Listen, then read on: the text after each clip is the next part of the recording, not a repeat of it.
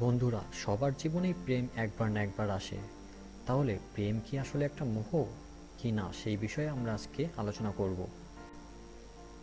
আমি এইটাকে দুইভাবে ব্যাখ্যা করার চেষ্টা করব।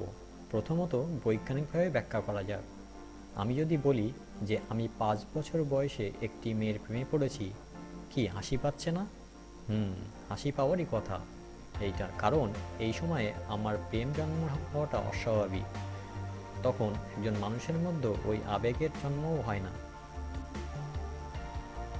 ডোপামিন শব্দটা এর আগে হয়তো অনেকেই শুনেছেন। ডোপামিনকে কখনো ফিড গুড হরমোনও বলা হয়। এছাড়া যৌনতা, সুস্বাদু খাবার এবং শরীরচর্চা এসব প্রাকৃতিক বৈশিষ্ট্যে পুরস্কার স্বরূপ আনন্দ অনুভূতির আচরণিক সাড়াদানে এটি গুরুত্বপূর্ণ ভূমিকা পালন করে। তার মানে কি প্রেমের সাথে যৌনতার একটা কি সম্পর্ক আছে? সরাসরি মুখের উপরে না বললেও সম্পর্ক লক্ষণীয়। যখন একটি প্রাপ্তবয়স্ক নর ও নারী ভালো লাগা থেকে একজন আরেকজনের সামনে বসে, ঠিক তখনই তাদের মস্তিষ্ক থেকে এই ডোপামিন হরমোনটি নিঃসৃত হয়। আর তখন হয়তো তাদের মধ্যে এক ধরনের ভাবের আবির্ভাব হয়। আর এইটা হওয়াটা অস্বাভাবিক নয়। না হলে বুঝতে হবে আপনার ডাক্তারের শরণাপন্ন হতে হবে। যাই হোক, আমি এই দিকে যাচ্ছি না। আমি শুধু একটি সম্পর্কের কথাই বলছি। এই হরমোনটি মাঝে মাঝে আপনাকে নিয়ন্ত্রণও করছে।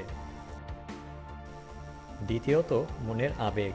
আর আবেগ বিষয়টা আমার মতে দুই রকম হতে পারে, ভালো আর খারাপ।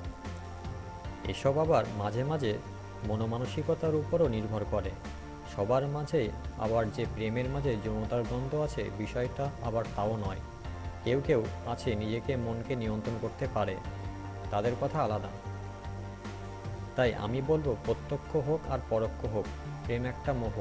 আর এই মোহে পড়ে অনেকে হারায় তাদের মোহনীয় জীবন সময়।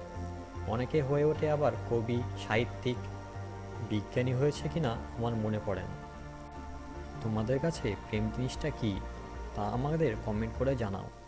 আর আরও ভিডিও পেতে আমাদের চ্যানেলটিকে সাবস্ক্রাইব করে নাও।